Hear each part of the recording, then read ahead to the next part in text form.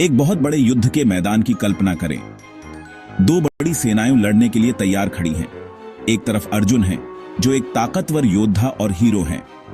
उन्हें अपनी सेना को जीत दिलानी है, लेकिन जब वे दुश्मन को देखते हैं तो उन्हें अपना ही परिवार नजर आता है। उन्हें अपने प्यारे गुरु, चचेरे भाई और दादा दिखते हैं।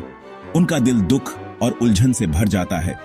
वे अपना मशहूर धनुष, गांडीव नीचे रख देते हैं और अपने रथ में बैठ जाते हैं, दुख से घिरे हुए। वे अपने सारथी भगवान कृष्ण से कहते हैं कि वे लड़ नहीं सकते। उन्हें कमजोरी और खोया हुआ महसूस होता है।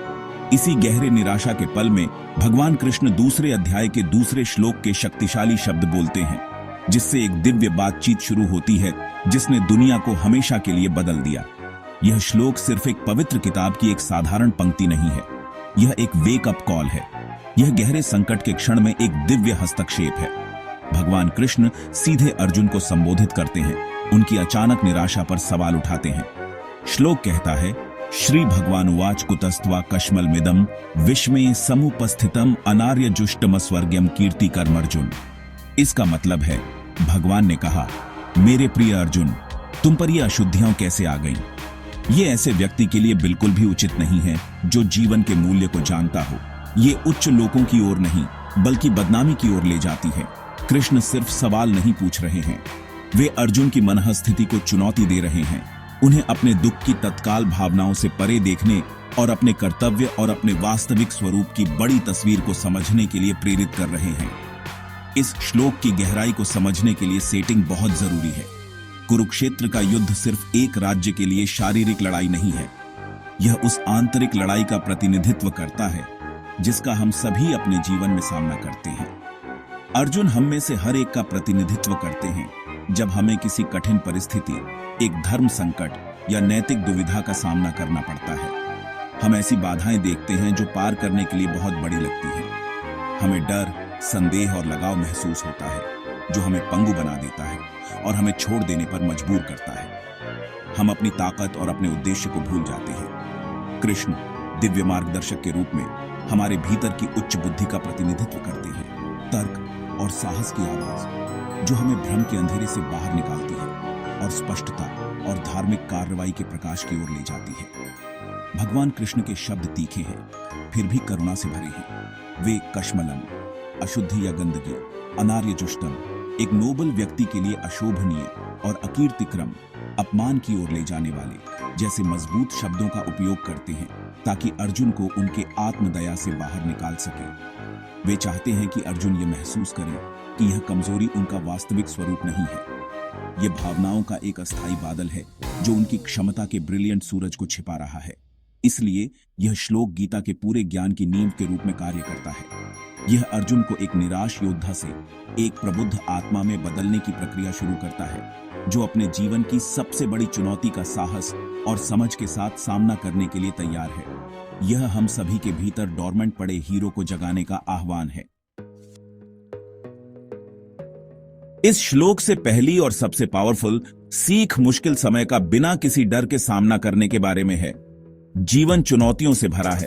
कभी कभी ये चुनौतियां जायंट पहाड़ों जैसी लगती हैं, जिन्हें हम कभी चढ़ नहीं सकते।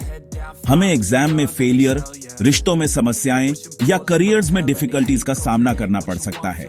ऐसे पलों में दुखी, डरा हुआ महसूस करना और हार मान लेना स्वाभाविक है, ठीक वैसे ही जैसे अर्जुन ने किया। वह एक महान योद्धा था, फिर भी अपने ही रिश्तेदारों को दुश्मन के रूप में देखकर वह कांप उठा। वह डर और लगाव से घिर गया था। उसकी समस्या बाहर का दुश्मन नहीं थी, बल्कि वह कमजोरी थी जो उसके अपने दिल और दिमाग में घुस गई थी। भगवान कृष्ण के शब्द हमें सिखाते हैं कि डर एक अशुद्धि है। यह उस गंदगी की तरह है जो हमारे सच्चे, मजबूत स्वरूप को ढक लेती है। वह अर्जुन से पूछते हैं, इस क्रिटिकल पल में यह कमजोरी कहां से आ गई? यह सवाल हम सभी के लिए है। जब हम किसी टफ सिचुएशन का सामना करते हैं तो हमें खुद से पूछना चाहिए, क्या यह डर रियल है या यह सिर्फ एक फीलिंग है जो मुझे कमजोर बना रही है? कृष्ण हमें याद दिलाते हैं कि नोबल लोग, आर्य, ऐसी भावनाओं को एंटरटेन नहीं करते। वे चुनौतियों का सामना हेड ऑन करते हैं। डर और निराशा के आगे झुक जाना एक हीरो का रास्ता नहीं है। यह कमजोर होने का एक चॉइस है। जब हमारे पास स्ट्रांग होने की इनहेरेंट कैपेसिटी है। हमें डर को एक टेम्पररी बादल के रूप में देखना सीखना चाहिए, न कि हमारे आसमान का परमानेंट हिस्सा। एक छात्र के बारे में सोचें जिसे एक इंपॉर्टेंट एग्जाम का डर है। डर इतना बड़ा हो सकता है कि वे ठीक से पढ़ न पाएं। वे एग्जाम को पूरी तरह से स्किप करने के बारे में सोच सकते हैं। यह उनका अर्जुन मोमेंट है। गीता उन्हें सिखाती है कि डर को स्वीकार करें, लेकिन उसके आगे सरेंडर न करें। सही एक्शन है किताबों का सामना करना, डेडिकेशन के साथ पढ़ाई करना और जितना हो सके उतना तैयारी करना। डर कश्मलम है अशुद्धि। पढ़ाई करने और एग्जाम देने का करेजस एक्ट नोबल पाथ है। यह श्लोक हमें कावर्डिस पर करेज, इन एक्शन पर एक्शन और डिस्पेयर पर होप चुनने के लिए प्रेरित करता है, चाहे सिचुएशन कितनी भी मुश्किल क्यों न लगे। तो जब जीवन आपको एक स्टॉर्म से रूबरू कराए, तो कृष्ण के अर्जुन से पूछे गए सवाल को याद रखें। डर की इंप्यूरिटी को अपने दिल में बसने ना दें। सीधे खड़े हों और चैलेंज का सामना करें। आप जितना सोचते हैं उससे कहीं ज्यादा मजबूत हैं। यह श्लोक एक शक्तिशाली रिमाइंडर है कि सबसे बड़ी लड़ाइयां मैदान में नहीं, बल्कि मन के भीतर जीती जाती हैं। अपने आंतरिक डर पर विजय प्राप्त करके हम किसी भी बाहरी ऑब्स्टिकल को पार कर सकते हैं। यह उद्देश्य और शक्ति के जीवन की ओर पहला कदम है। यह सिर्फ युद्ध के मैदान पर एक योद्धा के लिए एक सबक नहीं है। यह जीवन की जटिल यात्रा को नेविगेट करने वाले हर व्यक्ति के लिए एक टाइमलेस सबक है। इस श्लोक से दूसरी गहरी सीख हमारे कर्तव्य, हमारे धर्म के इर्द गिर्द घूमती है। भगवान कृष्ण अर्जुन से कहते हैं कि एक योद्धा के रूप में अपने कर्तव्य से भागना न केवल गलत है, बल्कि डिसऑनरेबल भी है। यह अकीर्तिकरम है, एक ऐसा कार्य जो उसे डिसग्रेस और इन्फेमी दिलाएगा। अर्जुन जैसे योद्धा के लिए, जिसका जीवन राइचसनेस और ऑनर को बनाए रखने के लिए समर्पित था, कायर के रूप में याद किए जाने का विचार एक पावरफुल मोटिवेटर था। कृष्ण यह जानते थे। वह अर्जुन को सिर्फ एक फाइटर के रूप में उनकी भूमिका की याद नहीं दिला रहे थे, बल्कि न्याय के प्रोटेक्टर के रूप में उनकी पहचान की याद दिला रहे थे। उस कर्तव्य को छोड़ना अपने आप को छोड़ना था। यह शिक्षा आज भी हमारे लिए बहुत प्रासंगिक है। हम में से हर एक के अपने कर्तव्य और जिम्मेदारियां हैं। एक छात्र का कर्तव्य ध्यान से पढ़ाई करना है। एक डॉक्टर का कर्तव्य अपने मरीजों का ध्यान से इलाज करना है। एक माता पिता का कर्तव्य अपने बच्चों का पालन पोषण करना है। एक दोस्त का कर्तव्य सपोर्टिव होना है। इन जिम्मेदारियों से भागना क्योंकि वे कठिन या अप्रिय हैं, एस्केपिज्म का एक रूप है। यह सही मार्ग पर इजी पाथ चुनना है। यह श्लोक हमें सिखाता है कि अपने कर्तव्यों को पूरा करना, भले ही वह कठिन हो, हमारे कैरेक्टर का निर्माण करता है और हमें रिस्पेक्ट दिलाता है। सच्चा ऑनर अपनी जिम्मेदारियों का इंटेग्रिटी के साथ सामना करने से आता है। कृष्ण अर्जुन के व्यवहार को अनार्य जुष्टम कहते हैं, जिसका अर्थ है कि यह ऑनरेबल लोगों द्वारा नहीं किया जाता है। यह हमारे सेल्फ रिस्पेक्ट को बनाए रखने और डिग्निटी के साथ जीने का आह्वान है। कल्पना कीजिए कि आपने किसी दोस्त से वादा किया है, लेकिन जब उसे पूरा करने का समय आता है तो आपको वह इनकन्वीनियंट लगता है। आप बहाना बनाने और पीछे हटने के लिए टेम्प्टेड हो सकते हैं। उस पल में इस श्लोक को याद रखें। एक ऑनरेबल व्यक्ति अपना वचन निभाता है। वे अपनी कमिटमेंट्स पूरी करते हैं। ऐसा करके वे न केवल अपने दोस्त का ट्रस्ट बनाए रखते हैं, बल्कि अपनी सेल्फ वर्थ की भावना को भी मजबूत करते हैं। हमारे कार्य परिभाषित करते हैं कि हम कौन हैं, और कन्वीनियंस पर ड्यूटी चुनना एक नोबल कैरेक्टर की पहचान है। इसलिए हमें अपने कर्तव्यों को बोझ के रूप में नहीं, बल्कि ऑनरेबल रूप से जीने के अवसरों के रूप में देखना चाहिए। जब आपको अपने होमवर्क को प्रोक्रेस्टिनेट करने का मन करे, या परिवार के किसी सदस्य के साथ मुश्किल बातचीत से बचने का मन करे, तो अर्जुन के बारे में सोचें। कृष्ण की सलाह है कि खड़े हों और वह करें जो सही है, न कि वह जो इजी है। अपने धर्म को पूरा करने से संतुष्टि और शांति की भावना मिलती है, जो कोई भी अवॉइडेंस प्रदान नहीं कर सकता। यह वह मार्ग है जो आंतरिक विकास और समाज में एक रिस्पेक्टेड स्थान की ओर ले जाता है।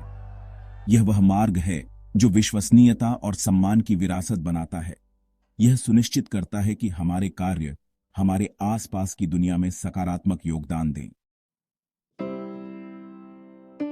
इस श्लोक का अल्टीमेट मैसेज एक पावरफुल और इंस्पायरिंग कॉल टू एक्शन है। हमें अपनी कमजोरियों से ऊपर उठना चाहिए और अपनी आंतरिक शक्ति को एम्ब्रेस करना चाहिए। भगवान कृष्ण के शब्द एक जेंटल सजेशन नहीं है, वे जागृत होने का एक फर्म कमांड है। समस्या का मूल जैसा कि कृष्ण बताते हैं, बाहरी स्थिति नहीं बल्कि अर्जुन की क्लाइबियम या कमजोरी की आंतरिक अवस्था है। दिल की यह कमजोरी सबसे बड़ी दुश्मन है। यह हमें पंगु बना देती है, हमें संदेह से भर देती है और हमें अपनी सच्ची क्षमता प्राप्त करने से रोकती है। अंतिम संदेश इस कमजोरी को त्यागना और साहस और संकल्प का व्यक्ति बनना है। यह शिक्षा प्रेरणा का एक टाइमलेस सोर्स है। हर व्यक्ति के जीवन में ऐसे क्षण आते हैं जब हम छोटा और शक्तिहीन महसूस करते हैं। यह एक पर्सनल फेलियर, रिजेक्शन या आलोचना का सामना करने के बाद हो सकता है। ऐसे क्षणों में यह मानना आसान है कि हम पर्याप्त अच्छे नहीं हैं। यह श्लोक एक डिवाइन अलार्म क्लॉक के रूप में कार्य करता है, जो हमें आत्मसंदेह की उस नींद से जगाता है। यह हमें बताता है कि कमजोरी की यह भावना हमारा सच्चा स्वरूप नहीं है। हमारा सच्चा स्वरूप शक्तिशाली, दिव्य और क्षमता से भरपूर है। यह श्लोक हमें उस आंतरिक शक्ति से जुड़ने और अपनी कमजोरी के क्षणों से परिभाषित होने से इनकार करने के लिए प्रोत्साहित करता है। सोचिए कि यह एवरीडे लाइफ पर कैसे लागू होता है।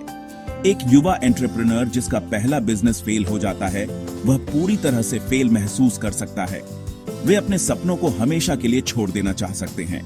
यह श्लोक उन्हें हार की उस भावना को झटकने के लिए कहेगा। फेलियर एक घटना है, उनकी आइडेंटिटी नहीं। असली परीक्षा यह है कि क्या वे उस सेटबैक से उठ सकते हैं, अपनी गलतियों से सीख सकते हैं और नए जोश और ज्ञान के साथ फिर से कोशिश कर सकते हैं। यह कमजोरी से ऊपर उठने का सार है। इसका मतलब है अपनी स्टम्बलिंग ब्लॉक्स को स्टेपिंग स्टोन्स में, अपने स्कार्स को स्ट्रेंथ के सिंबल्स में और अपनी डिस्पेयर को डिटर्मिनेशन में बदलना। निष्कर्ष में भगवद गीता के दूसरे अध्याय का दूसरा श्लोक साहस के लिए एक यूनिवर्सल मंत्र है। यह एक स्पष्ट 3 चरण का मार्ग प्रदान करता है। पहला, चुनौतियों से डरो मत। दूसरा, अपने कर्तव्यों को सम्मान के साथ पूरा करो। और तीसरा और सबसे महत्वपूर्ण, दिल की सभी कमजोरी को अस्वीकार करो। अंतिम, गूंजता हुआ संदेश बहादुर होना है। यह डिवाइन से हर इंसान की आत्मा के लिए एक आह्वान है कि वह परिस्थितियों का शिकार होना बंद करे और अपनी जीवन कहानी का हीरो बने। आइए हम सभी इस आह्वान को सुने, डर और संदेह की अशुद्धियों को त्यागें और एक सच्चे योद्धा के अटूट साहस के साथ अपने जीवन का सामना करें।